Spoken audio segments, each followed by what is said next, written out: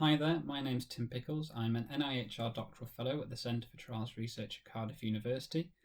This is the title of my fellowship and PhD, which focuses on patient-reported outcome measures, or PROMs for short, Rasch measurement theory, which is a modern statistical technique for assessing the validity of data from PROMs, and rheumatoid arthritis. Just to give you a brief overview of what I'm going to be discussing today, I'll briefly discuss rheumatoid arthritis, the systematic review of the PROMs I've been looking at, a discussion of the items within those PROMs, a plan for my current work, which includes data collection, Rasch measurement theory and cognitive interviewing, and computer adaptive testing, and then a final look towards the future for this research. So just to get started on rheumatoid arthritis with some disease context, rheumatoid arthritis is a chronic autoimmune disease that affects about 1% of the population. Women are 3 times more likely than men to have this disease, and onset is possible from any age, often 40 to 60. RA is characterized by fluctuating symptom severity, differential disease activity, and recurrent flares. There is no cure for rheumatoid arthritis, so management and treatment modifications are key. Regular monitoring is absolutely vital, but patients must attend hospital to be assessed by doctors or nurses using a composite measure, commonly a measure called DAS28, which involves blood tests, clinical assessments, and patient-reported outcomes. There isn't capacity in hospital to meet NICE and European League Against Rheumatism frequency standards, and therefore PROMs are seen as a potential better option for assessment, and patients have expressed a desire for an easy-to-use PROM tool for home use. So, as port of call to look at the PROMs in this area, I undertook a systematic review. I found that researchers in the Netherlands had already undertaken such a review in 2016, but there were multiple flaws with this review, one being that they included multiple composite measures like DAS28 that involved some patient-reported outcome aspect, but also those other inputs I mentioned. They even suggested that DAS28 had some of the strongest and most extensive validation amongst PROMs in the field, despite not being a PROM. Most usefully, that systematic review published a search strategy, and I was able to reuse this. So from 702 search hits in that strategy down to 31 articles providing measurement property information on 9 PROMs in the original view, another one, a short form that was missed by that review, and another one since the review. These PROMs have been reviewed across the measurement property domains, and results across these were generally unknown, with no PROM providing evidence across all the necessary domains. These recent guidelines state that content validity is the most important domain, and no PROM here has covered this field. It can therefore not suggest any of these PROMs for use, implying that therefore there is scope for a new PROM to be looked at, but RAPID3, RADI, and RADI5 listed on the left-hand side there had the strongest measurement properties of those available. Now, this research I'm undertaking is focusing on Rasch measurement theory. It's noticeable that none of these PROMs here were assessed under those modern techniques like item response theory or Rasch measurement theory.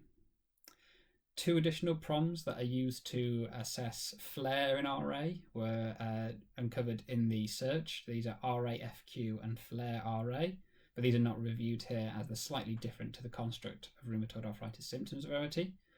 Another set of items that are not used as a PROM are called radar. They were uncovered in the search strategy as well. And another measure called pro-index continuous or majority was identified, but again, this isn't a PROM. It looks at changes from time to time. So having found all a huge number of items within them, I've decided to ask patients what they thought of them. I arranged a focus group for the National Rheumatoid Arthritis Society and another through the patient and public stakeholders I brought together for this study using Health and Care Research Wales' public involvement community. In general, the members of these 2 groups thought that the items covered all the aspects associated with the construct of rheumatoid arthritis symptom severity quite well. However, the PPI stakeholders felt that whilst items existed to actually ask them what they can do, no items asked if they do their activities regardless of some form of discomfort.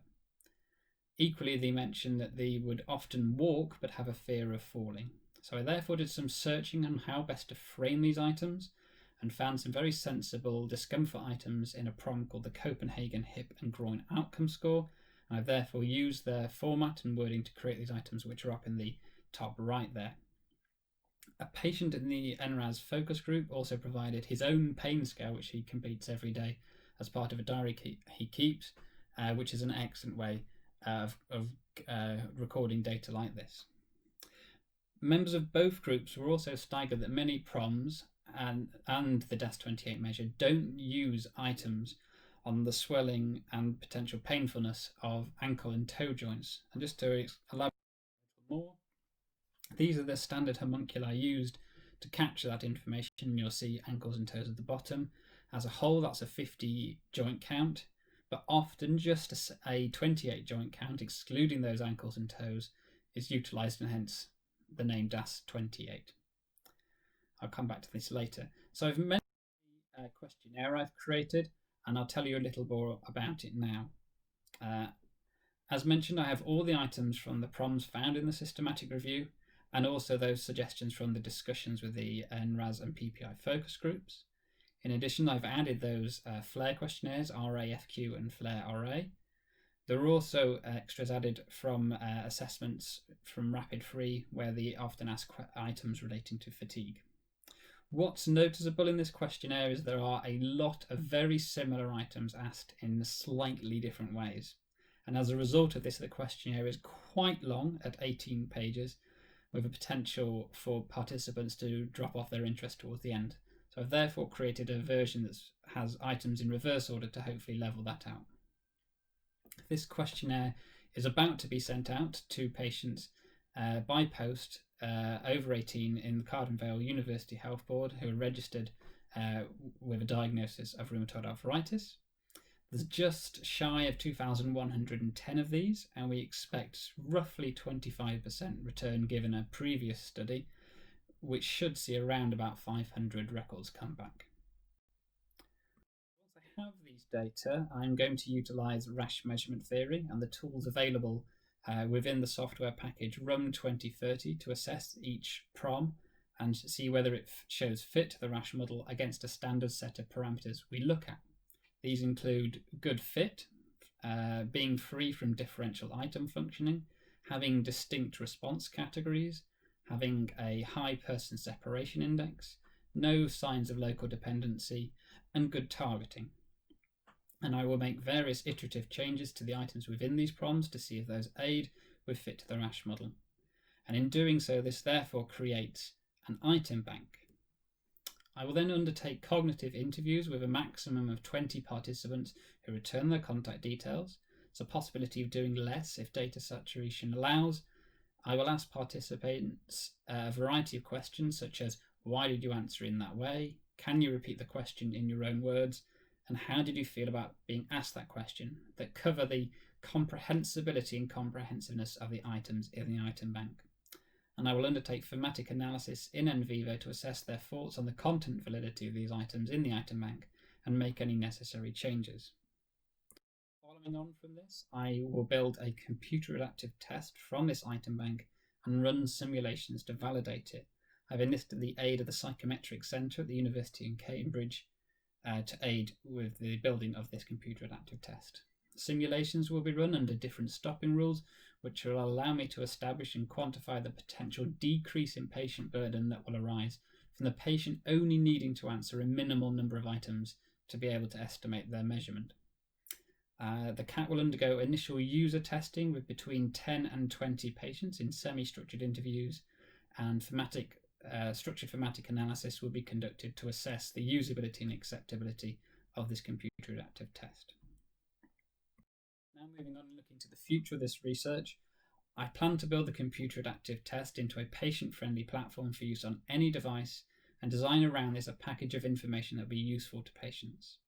The computer adaptive test can be used to track symptom severity over time, which the patient could view on the platform and would also be available to clinic staff. This could potentially allow for better management of scheduling consultations, as those providing stable measurement wouldn't need to come in, whilst those showing peaks and troughs could be brought in much sooner. The measurements would also be available to discuss within consultations, enabling a higher level of patient-centered care. All this should hopefully improve long-term outcomes for the patients and ensure they receive more accurate treatments. Just to note, similar work to this has been explored by the team at the Centre of Epidemiology versus Arthritis at the University of Manchester in the Remora study, and also by the author of the systematic review previously mentioned. These both use many of the items in the questionnaire, but neither had a validated PROM or a computer adaptive test to measure these accurately. So lastly, I plan to undertake feasibility and effectiveness trials of this computer adaptive test platform to test its performance in the hands of patients and in its implementation into the NHS. At that point, thank you very much for listening, and point you to my contact details and funding note and say thank you.